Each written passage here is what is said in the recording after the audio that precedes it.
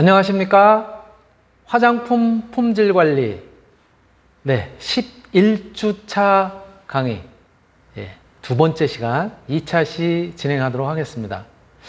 우리가 지난 11주차 1차 시에 즉 첫 번째 시간에는 화장품의 경우에 어떻게 미생물에 의해서 오염이 되는지, 또 그 오염 경로라는 것이 1차 오염 또는 2차 오염 이렇게 이제 표현을 할 수가 있는데, 화장품의 경우 1차 오염이라고 하는 것은 화장품을 제조하는 과정에서, 또 생산하는 과정에서, 또는 뭐 유통에서는 오염의 그런 이제 위험성이 굉장히 적기는 하겠지만, 그런 과정에서, 즉 주로 제조 생산 과정에서 혼입이 되는 그러한 이제 미생물이라든가 이런 것들에 의한 오염을 갖다 우리가 1차 오염 이렇게 이야기를 하고, 2차 오염의 경우에는 우리가 실제로 화장품을 갖다 사용하는 과정에서 발생하게 되는 미생물에 의한 오염, 이것을 갖다 이제 2차 오염 이렇게 이야기를 하죠. 1차 오염의 경우 앞에서 같이 우리가 살펴봤었던 것처럼 거기에는 단순하게 제조하는 과정에서만 어떤 이 제조 공간에서의 어떤 미생물의 혼입 뿐만이 아니라 원료에 포함되어 있는 어떤 미생물들, 이런 것들도 포함될 수 있고요. 또 원료, 그리고 어떤 이제 그 설비들, 장치를 통해서 유입이 되는 그런 이제 미생물 오염, 이런 것들도 이제 포함이 되는 것이죠. 그래서 우리가 미생물이 서식하는 환경들, 뭐 미생물이 서식하는 환경은 앞에서 살펴봤었던 것처럼 뭐 공기 중, 그 다음에 또 토양, 그리고 또 이제 수계, 즉 화장품에서 사용하는 이제 수상이라고 얘기하는 정제수. 그래서 이제 정제수도 미생물의 오염을 갖다 방지하기 위해서 이제 사용하기 전에 살균이라든가 또는 자외선을 이용한 소독이라든가 이런 것들도 이제 하게 되는 것이죠. 그래서 다양한 경로를 통해서 미생물 오염이 일어날 수 있다라고 하는 부분을 앞에서 말씀드렸었고, 그래서 화장품에서 제조 생산하는 과정에서의 1차적인 오염을 방지하기 위해서 여러 가지 미생물적 그런 이제 관리를 갖다 이제 어떻게 해야 되는지 같이 살펴봤습니다. 자, 그렇다면 이렇게 제조하는 과정에서의 어떤 미생물에 의한 오염, 이런 것들을 2차 오염이라고 얘기하는, 우리가 실제로 화장품을 생산하는 과정에서의 오염이라든가 이것과 덧붙여서, 그래서 그러한 이제 미생물들에 의한 그러한 이제 우리가 화장품의 변질 또는 변치, 변색, 또는 어떠한 이제 그 안전성에 위험을 줄 만한 그런 이제 위험성, 이런 것들을 갖다가 제거하기 위해서 우리가 이제 해야 되는 것들이 바로 화장품을 좀 더 안전하게 사용하는 그러한 이제 필요성이 있는 것이고요. 또 이미 만들어진 제품 속에 혹시라도 일부 미생물들이 포함되어 있다면 그러한 미생물들이 활동하지 못하도록, 작용을 하지 못하도록 이제 우리가 거기다가 소위 이야기하는 방부 기능을 갖다가 이제 하도록 하기 위해서 보존제라고 얘기하는 방부제 처리를 갖다 이제 하게 되는 거죠. 그래서 화장품에서 바로 이런 이제 그 보존제들로 이제 사용이 되는 것들이 뭐 우리가 뭐 많이 아는 것처럼 파라벤유라든가 또는 이제 뭐 판테놀이라든가, 그쵸? 어떤 알코올 계통이라든가 이런 것들도 이제 쓰게 됐었던 것이죠.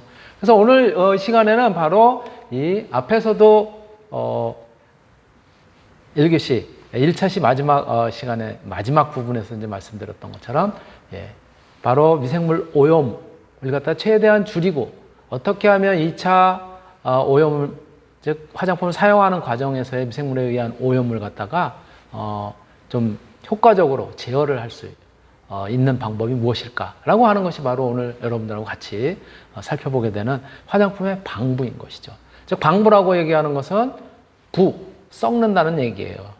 즉 부패한다는, 화장품이 부패하는, 즉 썩는. 부패라고 하는 것은 우리가 효율적으로 이용할 수 없도록 변질되는 것은 이제 부패라고 말씀을 드렸었고요. 앞에서 잠깐.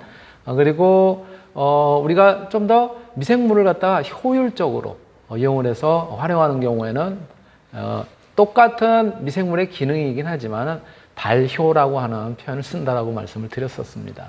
자, 그래서 화장품의 부패를 방지하기 위해서 이제 화장품의 방부는 어떻게 진행이 되는지에 대한 이야기를 갖다 이제 하게 될 텐데요. 자, 그러면 왜 방부가 필요한지에 대한 말씀을 갖다 이제 먼저 드린다면, 사실 화장품에 포함되어 있는 여러 가지 성분들, 그 주성분들은 우리가 뭐 여러분들 잘 아시는 것처럼 수성 성분, 그렇죠? 정제수를 포함한 용매인 물에 잘 녹는 그런 이제 성분들 뿐만이 아니라 유성 성분들이 이제 있지요. 뭐 아주 쉽게 표현한다면은 유상 성분인 기름, 그렇죠? 수상 성분인 물, 이런 것들이 이제 포함이 되어 있고, 여기에 이제 다양한 그런 이제 원료들이 이제 혼입이 되게 되는데요. 들어가게 되는데, 이러한 다양한 원료들은 미생물의 영양원이 된다는 거예요. 미생물들이 먹고 자랄 수 있는 그런 이제 영양원으로 작용을 할 수 있는 것이죠. 이를테면 우리가 뭐 소위 얘기하는 유성 성분이라고 하는 그런 것들은 탄화수소 계통의 그런 이제 성분들로 되어 있잖아요. 바로 탄소원의 그런 이제 작용을 갖다 이제 하게 되는 거죠. 미생물의 영양원으로서.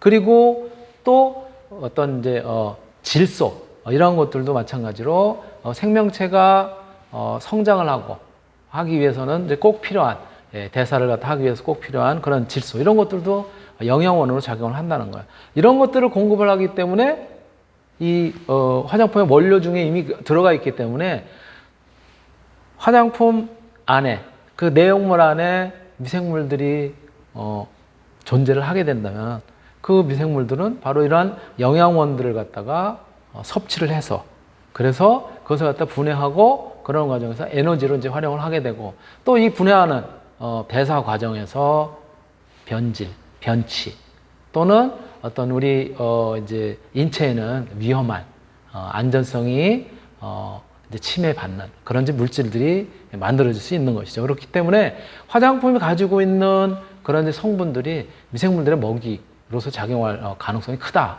그만큼 화장품이라고 하는 것은 미생물의 번식의 위험성이 크다라고 말씀을 드릴 수 있는 거고요. 자, 바로 이러한 화장품에 미생물들이 혼입이 돼서, 그래서 오염이 됐을 경우에는 뭐 아까도 말씀드렸던 것처럼 변색, 불투명하게 변한다라든가, 또 변치, 냄새가 난다라든가, 또는 경우에 따라서는 침전물이 생기기도 하고, 그렇죠? 그리고 pH, 산도가 이제 변화가 일어나기도 하고, 또 미생물들이 대사하는 과정에서 그런 어떤 이제 대사산물로서 어떤 가스가 발생하기도 합니다. 이산화탄소라든가, 또는 뭐 이제 황화가스라든가 뭐 이런 것들도 이제 발생을 하게 되고, 또는 경우에 따라서 이제 암모니아 뭐 이런 것들도 이제 발생을 하게 돼요. 최악의 경우에는 이러한 미생물 오염에 의해서 독성 물질들이 만들어지고, 그로 인해서 우리 피부에 과민성 반응을 일으키기도 하죠. 그렇기 때문에 바로 방부의 필요성은 바로 이러한 화장품의 원료가 가지고 있는 그런 이제 특성들, 또 미생물이 오염이 됐을 때 그런 어떤 이제 그 내용물의 변질, 이런 것들을 방지하기 위해서 화장품의 사용을 하는 과정에서의 그 기간을 갖다가 미생물에 의한 그런 이제 기능을 갖다 차단함으로써 사용 기간을 갖다 연장하고, 그리고 또 한편으로는 안정적인 그런 이제 품질 관리를 위해서 사실은 이 방부라고 하는 것이, 즉 보존제를 갖다가 혼합시키는 것이 꼭 필요하다는 것이죠. 자, 그래서 방부제의 첨가 목적은 첫 번째가 제품의 손상 방지예요.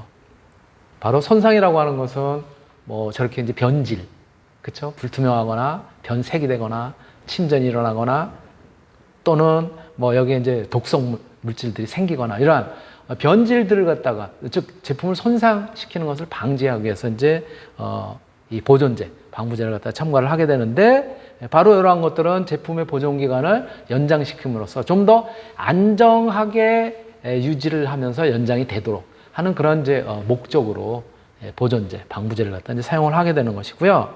그리고 조금 전에 말씀드렸었던 것처럼 미생물에 오염이 되었을 경우에는 극단적인 경우에는 우리 인체에 위해를 갖다 가져오는 미생물에 의한 감염에 의해서 피해를 갖다가 이제 가져올 수 있기 때문에 안전성이라는 측면에서 위가 첫 번째 요소가 제품의 손상 방지라는 측면에서 제품의 보존 기간을 연장한다는 이 목적은 안정성을 갖다 유지한다는 얘기고요. 지금 말씀드렸었던 미생물에 의한 그런 변질에 의해서 어떤 병원성 그런 물질들이 이제 생긴다라든가 이런 것들에 의한 미생물 감염의 피해를 갖다가 방지하기 위한 그런 목적은 안전성이라는 것이죠.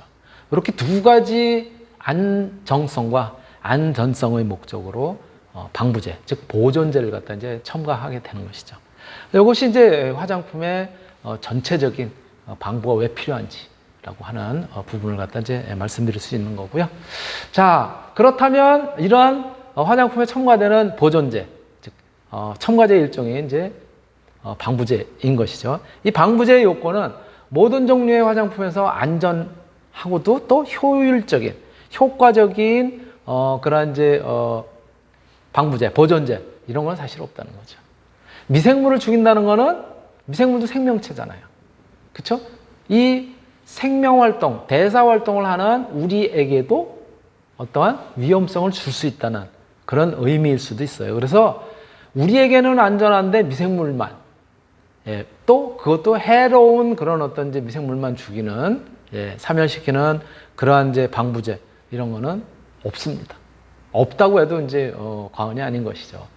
다만 그 안전성이 우리가 감수할 수 있을 정도라든가 인체가 뭐 그런 정도인 것이죠. 그리고 바로 이러한 그 의미에서 우리가 새로운 제품을 갖다 개발을 하거나 그럴 때도 사실은 이러한 이제 안전성의 문제, 즉 미생물들을 갖다 효과적으로 제어를 하면서 우리 인체에는 피해가 생기지 않는 그러한 이제 부분을 갖다가 우리가 잘 고려를 해서 보존제, 즉 방부제도 이제 선택할 필요가 있다라고 말씀을 드릴 수 있고요. 그래서 방부제의 요건으로서는, 보존제의 요건으로서는 실제 사용 농도에서 피부나 또는 코의 점막, 그리고 우리 이 눈에 이제 사용되는 화장품들이 있잖아요. 마스카라를 비롯해서 뭐 아이라이너라든가 눈 주위에 사용하는 이런 이제 점막 주위에 사용되는 이러한 이제 제품인 경우에는 독성이라든가 자극성, 민감성 이런 것들을 갖다가 일으키지 않는 그러한 이 보존제, 방부제가 이제 필요하다. 또 방부제를 갖다 이제 사용함에 있어서도 사실 그러한 방부제는 없다고 얘기를 했으니까 우리 인체가 견딜 수 있는, 지탱할 수 있는, 즉 안전성을 갖다 침해를 최소로 받을 수 있는 그러한 낮은 농도로 이제 설정할 필요가 있는 거죠. 그리고 두 번째로는 이 화장품이 보관이 되는 게 우리가 실제로 이제 사용하는 과정에서 보관되는 게 굉장히 다양한 조건에서 이제 보관이 되잖아요. 그렇죠? 뭐 상온에서 주로 이제 많이 보관을 하게 되는데 뭐 제품은 가능하면 냉암석, 서늘하고 시원한 곳에 그리고 이렇게 습하지 않은 곳에 이제 보관하라고 그렇게 거기에 주의사항도 되어 있지만 실제로는 여름 같은 경우는 온도가 급격히 올라가기도 하고 겨울 같은 경우는 온도가 떨어지기도 하죠. 실내에서만 화장품을 또 사용하게 되는 것은 아니고 그렇기 때문에 온도의 변화라든가 이런 것들이 굉장히 심할 수 있기 때문에 열, 즉 온도, 온도나 또 보존을 하면서도 하루에 모든 것을 다 쓰는 것이 아니라 오랜 기간 사용을 하기 때문에 장시간 보존을 하는 측면에서도 이 방부제, 보존제가 안정적으로 작용을 해야 될 필요성이 있는 것이고요. 세 번째로는 화장품의 조성, 화장품에 들어가 있는 성분들, 이러한 성분들이라든가 또는 포장재, 용기 이런 것들하고도 반응이 없어야 되는 그런 요소가 있고요. 그리고 네 번째는 말씀드렸던 것처럼 우리 인체의 위해를 갖다가 일으키지 않는, 안전성을 침해하지 않는 그런 정도의 낮은 농도로, 낮은 농도에서도 이 미생물을 갖다가 제어를 할 수 있는 그런 작용을 갖다 가져야 되고요. 다섯 번째로는 굉장히 넓은 pH 범위에서도 효과적으로 작용을 해야 된다는 거죠. 이 보존제가 pH의 변화에 따라서 효과적으로 작용을 할 때도 있고 또 효과적으로 작용하지 못할 때도 있고 이러면 이제 곤란한 거죠. 그렇죠? 왜 그러냐면 이 화장품이라고 하는 것이 우리 피부에 적합한 정도로 뭐 경우에 따라서는 이제 아주 약한 약산성의 그런 제품들 또는 pH가 중성인 그런 이제 부근에서 보통 이제 제품이 만들어지는데 그럼에도 불구하고 이를테면 우리 뭐 세정제 같은 경우에는 알칼리성을 갖다 약간 띌 수도 있단 말이에요. 그래서 pH 변화에 따라서도 바로 이 보존제, 방부제가 안정적으로 작용을 해야 될 그런 필요성이 있다라고 말씀을 드릴 수 있고요. 미생물에 대해서도 다양한 미생물들, 우리 인체, 특히 피부에 위해를 일으킬 수 있는 그런 이제 미생물들 이런 것들에 대해서 아주 효과가 있어야 될 그런 이제 부분이고요. 그리고 우리가 정해진 어떤 이제 함량, 정해진 농도의 보존제를 갖다 이제 사용할 때 이제 보존제가 쉽게 이 화장품에 용이가 돼서 그래서 석출이라든가 침전이라든가 이런 것들이 일어나지 않도록 돼야 되는 그런 이제 조건들이 필요한 거죠. 그리고 보존제는 묻히면서 활성이 없어야 되는, 그리고 용기와 관련된 알루미늄이라든가 아연이라든가 철과 같은 금속과 반응을 해가지고 어떤 염을 형성한다라든가 이래서도 곤란하다는 거죠. 그런 부분들이 없어야 될 거. 그리고 다루기가 용이하고 좀 안정적인 그런 이제 조건을 갖다 갖춰야 되고, 그러면서도 값이 쌌으면 좋겠죠. 값이 싸고 경제적인 그런 조건들, 굉장히 다양한 그런 이제 조건들이 필요해요. 그러다 보니까 이 방부제, 보존제를 갖다 이제 개발하는 데 있어서도 굉장히 많은 연구들이 이제 진행이 되고 있는 것이죠. 네. 이렇게 이제 방부제 요건은 이런데, 자, 그렇다면 방부제, 이 보존제는 어떻게 작용을 해서 미생물들을 갖다가 제어를 하는지, 경우에 따라서는 사멸을 시키거나, 경우에 따라서는 미생물들이 기능을 못하게 이제 하게 되는지, 방부제의 활성 메커니즘은 이제 이래요. 방부제가 작용하는 것들은 이 미생물의 세포막 또는 세포벽 또는 효소에 작용해서 이 대사를 갖다가 억제하는, 성장이라든가 활동을 갖다 억제하는 그런 작용을 이제 하게 됩니다. 또 다른 측면에서는 효소라든가 단백질, 핵산, 즉 DNA를 갖다가 합성하는 것을 갖다 이제 방해를 해요. 그래서 결국은 DNA 합성 못하고 그러면 이제 나중에 이제 죽게 되는 거죠. 이러한 작용들을 갖다 이제 하게 되는데요. 여기 몇 개의 보존제, 방부제로 이제 사용이 되는 몇 개의 보존제를 갖다가 여러분들한테 이렇게 이제 표현을 했고, 여기 이제 미생물, 뭐 이제 대장균의 이제 모양을 갖다 지금 이제 하고 있잖아요. 미생물들의 어떻게 작용을 하는지를 갖다 이제 보여주고 있는 것인데요. 바로 우리가 많이 쓰고 있는 파라벤류, 파라벤류라든가 또는 페녹시에탄올, 이런 거는 이제 뭐 다 지금 벤젠고리를 갖다 이제 가지고 있긴 하지만, 요 파라벤류라든가 페녹시에탄올 같은 경우는 주로 이제 어디에 작용을 하냐면 이 세포벽, 이 세포벽에 주로 이제 작용을 하게 됩니다. 그래서 저 세포벽을 갖다가 허물거나, 그러면 뭐예요? 그러면 얘네들이 외부하고 접촉을 하면서 거기에서 이 세포 안에 있는 기능들이 제대로 못하게 되고, 이제 그러한 작용을 갖다 이제 하게 되는 거죠. 그렇죠? 이제 세포막이나 세포벽에 작용을 함으로써 성장을 억제시키기도 하고, 또 나아가서는 이제 뭐 사멸에 이르기까지 그러한 형태로 이제 작용을 하게 되고요. 그리고 저 위쪽에 보시는 클로르페넥신, 클로르페넥신 같은 경우, 저런 거 같은 경우, 또 그리고 요 밑에 있는 다이아졸리디닐 우레아, 이러한 이제 그 보존제, 요 경우에는 바로 저 안에 있는 DNA, 이런 것들을 갖다 이제 공격을 하게 됩니다. 그러니까 DNA가 제대로 자기네들의 어떤 그 활동을 하는데 굉장히 중요한 역할을 갖다 이제 하게 되는데, 즉 핵산 쪽을 갖다 공격을 해가지고 결국은 이제 사멸에 이르게 되는 그러한 형태로 이제 작용을 하게 되는 것이죠. 그래서 메커니즘은 대략 이렇게 세포벽이나 또는 세포막, 효소 등에 작용하거나 혹은 그 안쪽에 있는 단백질을 합성하지 못하도록 하거나 또 효소가 작용을 하지 못하게 하거나 핵산의 DNA 합성을 갖다 저해하는 이러한 형태의 메커니즘을 가지고 방부제로서의 역할, 즉 보존제로서의 역할을 갖다 이제 하게 됩니다.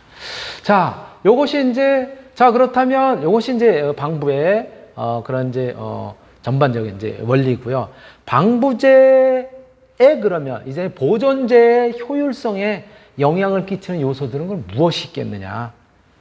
바로 아까도 잠깐 요러요러한데 안정적인 그런 이제 작용을 해야 된다라고 얘기를 했는데, 바로 그런데 이제 영향을 미치는 것이 결국 해리, 얼마나 잘 용해가 되느냐, 그리고 pH에도 안정하냐, 이런 것들이죠. 그러니까 보존제에 영향을 미치는 거는 바로 어떤 용해성, 그리고 pH, 이런 것들이 영향을 미친다는 거예요. 그래서 미생물 세포 표면에 영향을 주기도 하지만 미생물 세포와 제품 간에 있는 방부제, 즉 보존제를 갖다가 잘 이렇게 미생물에게 영향을 끼치도록 그렇게 이제 해야 되는데, 그런 것들이 pH라든가 또는 용해성이라든가 이런 것들이 이제 영향을 미친다는 것이죠. 그리고 두 번째가 방부제 농도예요. 방부제가 물론 많이 사용을 해가지고 그 미생물들을 전부 죽인다라고 해서 많이 사용할 수 있는 건 아니죠. 왜? 미생물들에게 그러한 위해를 갖다 가할 정도면은 우리 인체에도 영향을 미칠 수 있기 때문에 그런 부분들을 갖다 우리가 주의를 해야 될 필요성이 있다. 그래서 방부제의 농도는 하나의 방부제로만 미생물 성장을 갖다가 억제시키면 제일 좋을 텐데, 대부분의 어떤 우리가 이제 방지해야 될 그런 미생물들의 기능을 갖다가 이제 억제시키면 제일 좋을 텐데, 한 종류의 보존제, 방부제만으로는 사실은 그 성장을 억제시키거나 또 기능을 갖다가 제어하기는 쉽지가 않습니다.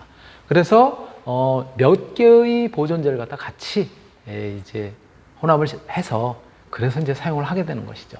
그래서 처방에 따른 방부제의 그런 어떤 상용성 또 사용성, 이런 것들이 이제 달라질 수 있습니다. 그래서 이 보존제, 방부제들도 몇 가지를 여러분들이 아마 이제 화장품 제조, 그렇죠? 기초 화장품이나 혹은 색조 화장품 제조 실험하고 그럴 때도 보면은 한 가지만 사용하지 않았었잖아요. 그렇죠? 예를 들어서 파라벤류마라고 하더라도 메틸 파라벤, 부틸 파라벤, 뭐 이런 몇 가지를 갖다 이제 섞어서 사용하기도 하고, 페녹시에탄올, 판테놀, 뭐 이런 등등의 것들을 갖다 이제 섞어서 이제 같이 했단 말이에요. 그 다음에 이제 세 번째가 뭐냐면 분배 상수예요. 물과 기름을 포함하는 조성의 보존, 이런 거는 이제 바로 이제 방부 작용을 하는 이 보존제가 양쪽의 상으로 나뉘어서 이제 작용을 하게 되는 거 아니에요. 그렇기 때문에 방부제가 실제로 기능을 하고 그럴 때 이제 복잡한 문제들이 이제 발생을 할 수 있어요. 그리고 미생물은 오직 이제 대부분의 경우, 뭐 모든 경우가 이제 그렇다기보다는 대부분의 경우가 이제 수상에서 이제 성장을 하게 됩니다. 그러니까 주로 이제 수상 성분에 잘 용해가 되는 그러한 이제 보존제, 방부제를 갖다 써야 되겠지만 수상에는 잘 용해가 되지 않는 그런 이제 보존제의 경우도 있고요. 또 미생물이라고 하더라도 반드시 수상에서만 성장을 하거나 이러지는 않아요. 그러면 유상에서는 뭐 미생물들이 성장하거나 그러지 않느냐? 그렇지는 않다는 거예요. 굉장히 어떤 이제 극한 환경에서도 미생물들이 서식을 할 수가 있기 때문에요. 이렇게 이제 대부분 수상에서 이제 성장을 하니까 방부제가 이제 그래도 작용을 잘 하기 위해서는 수용성의 이런 이제 특징을 가질 필요성도 있다는 거죠. 이러한 것들이 이제 분배상수, 어디에 유상에 혹은 수상에 잘 용해가 되는지를 갖다 이제 나타낼 수 있는 것이고요. 그리고 네 번째가 뭐냐면 계면활성제예요. 계면활성제라고 하는 것은 뭐 이 계면활성제 자체가 미생물에게 어떤 영향을 끼치는 그런 경우도 있지만, 이 보존제, 방부제가 어떻게 기능을 하느냐에도 영향을 미칠 수 있습니다. 특히 비용계 계면활성제의 경우에는 이제 항균 작용은 없어요. 미생물에 이제 미치는 영향은 없고요. 미생물에 오히려 에너지원으로 이제 작용을 할 수가 있단 말이에요. 그러니까 이 계면활성제가 어떤 방부제, 보존제의 작용, 효율성 여기에 영향을 미치게 되는 거고요. 두 번째는 방부제를 보존제를 갖다 가용화시켜서 바로 이 계면 활성제라고 하는 것이 가용화시켜가지고 그래서 이제 보존작용, 방부작용을 갖다가 감소시킬 수도 있어요. 그래서 이렇게 해리, 즉 용해성이죠. 용해성과 pH, 그 다음에 방부제의 농도, 그리고 분배상수, 계면활성제 이런 것들이 방부제 효율성, 즉 보존제 효율성에 크게 영향을 미칠 수 있는 그런 요소다라고 말씀을 드릴 수가 있습니다. 예. 자, 그렇다면 화장품에서 우리가 미생물의 허용 기준 어떻게 정해져 있는지 뭐 우리가 앞에서 몇 차례 걸쳐서 살펴봤어요. 그쵸? 주로 이제 미생물들이 있어서는 곤란한 이런 것들의 적용 범위가 화장품 법에 명시가 되어 있죠. 특히 아까도 제가 이제 말씀드렸었지만 눈 주변 굉장히 이제 뭐라 그럴까 이제 그 아주 피부 중에서도 이제 약한 그렇죠? 예, 점막이 이제 형성이 되어 있고 이제 그런 부위겠죠. 이러한데 미생물들이 예를 들어서 화장품에 혼입이 되어 있거나 미생물들이 그 화장품에서 기능을 발휘하게 되면 우리 아주 치명적으로 금방 어떤 위험성을 갖다가 이제 줄 수가 있기 때문에 눈 화장용 제품 그리고 또 하나가 이제 어린이용 제품이에요. 어린이들은 피부가 굉장히 약하기 때문에 미생물들에 의한 직접적인 작용도 있을 수 있겠지만 그래서 만들어진 어떤 이제 생성물들 이런 것들에 의해서도 어떤 트러블이라든가 이런 것들이 있을 수 있어요. 그래서 눈 화장용 제품 같은 경우 아까도 설명드렸었지만 아이라이너를 비롯해서 아이섀도우, 마스카라, 또 아이 메이크업, 리무버 등등이 눈과 관련된 그런 이제 그 화장품들이잖아요. 여기에 그런 어떤 이제 농도 이런 것들도 제한이 되고 그렇습니다. 또 어린이용 제품 같은 경우 어린이용 샴푸라든가 어린이용 로션 및 크림, 어린이용 오일 뭐 이러한 것들에서도 마찬가지로 화장품의 미생물 허용 기준들이 이제 제시가 되어 있죠. 그 기준은 특히 총호기성 세균, 총호기성 세균으로서 총호기성 생균으로서 살아있는 균의 형태로서 세균이나 진균 이런 것들이 1g 혹은 1ml당 500콜로니 500 개체가 이제 미생물들은 그 한 마리 한 마리 이렇게 셀 수가 없잖아요. 그렇죠? 집락을 이루어서 여러분들이 미생물 실험을 할 때도 이렇게 이제 봤겠지만 집락을 이루어서 이렇게 이제 성장한단 말이에요. 그 집락들이 500개체 이하로 이렇게 이제 제어가 되고요. 특히 이제 병원성 미생물이라고 이야기할 수 있는 그런 종류들, 대장균인 이콜라이라든가, 그리고 이제 세균인 스타필로코쿠스 아우레우스라든가, 슈도모나스 아에루기노사와 같은, 그쵸? 그래서 포도상구균이나 이런 것들. 을 갖다가 이제 우리 제품에서 검출돼서는 안 된다는 거예요. 제품의 양도 어느 정도? 제품이 0.1g 또는 0.1ml의 이러한 균들이 검출돼서는 안 되도록 그렇게 우리 화장품법에서도 미생물의 허용 기준으로 되어 있고요.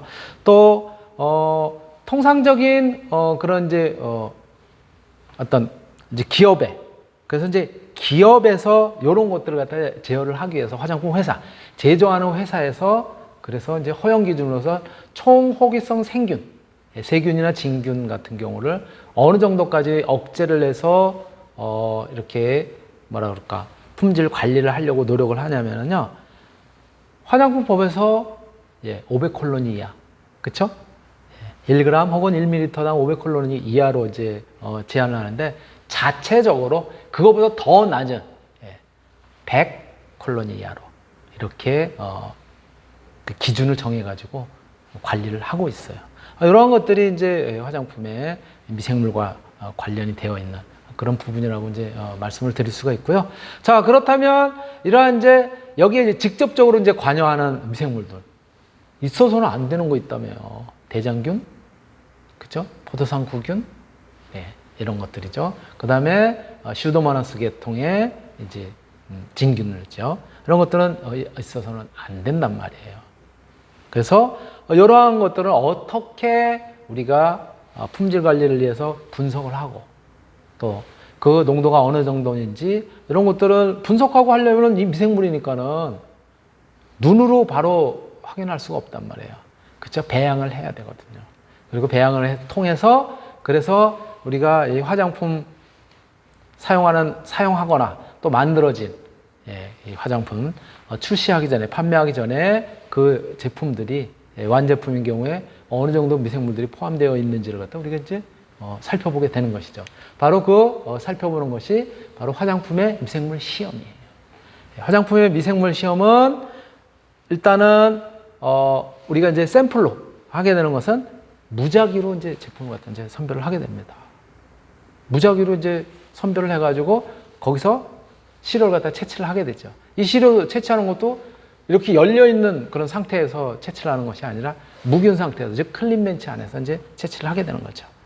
그리고 화장품이 이제 뭐 종류가 이제 여러 가지 있겠지만은 수분산 물에 잘 풀어지는 그러한 유형의 이제 화장품이 있을 수 있을 테고요.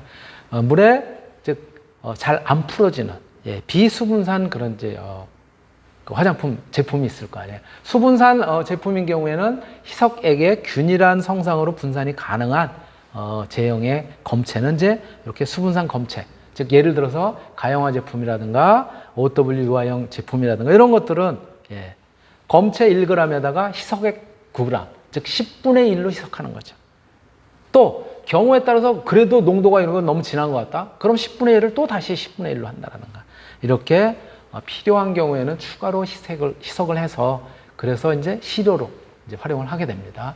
비수분산 검체 같은 경우, 이를테면 WO형 제품 같은 경우, 또는 이제 우리가 소위 얘기하는 이제 분산 제품들, 색조 화장품류가 이제 대부분 많이 들어가겠죠. 이러한 것들은 희석액의 균일한 성상으로 용이하게 분산되지 않는 그런 이제 제형의 검체를 갖다 보통 이제 이야기를 하게 되는데 이 경우에는 검체에다가 즉 시료 1g을 갖다 취하고 여기에다가 폴리소르베이트 80 이게 뭐죠? 계면활성제예요. 계면활성제를 갖다가 1ml 트윈 80이라고도 얘기하죠. 트윈 80 1ml를 갖다가 여기다 이제 혼합시키고 그리고 이제 아주 잘 혼합을 하게 됩니다. 유리구슬이라든가 스패츌라 시약 스푼이죠. 이런 것들로 잘 혼합을 하게 됩니다. 그리고 여기에다가 이제 희석액을 갖다 8ml를 갖다 이제 넣게 되는 거죠. 그럼 전체 검체는 전체가 10ml 중에서 1ml가 들어가니까 10분의 1로 희석이 되는 것이죠. 마찬가지 이 경우에도 이제 필요시에는 추가적으로 희석을 해서 그래서 이제 검체로 이제 활용을 하게 되는 것이죠. 요렇게 이제 만들어진 이제 검체 시료죠. 시료를 가지고 이제 우리가 테스트를 하게 됩니다. 그 테스트는 미생물 시험을 이제 대장균, 그렇죠? 포도상구균, 그리고 이제 진균 이러한 부분에 대해서 같이 이제 테스트를 하게 되는 것이죠. 그 부분에 대해서는 다음 시간에 같이 살펴보도록 하겠습니다. 네, 마치겠습니다.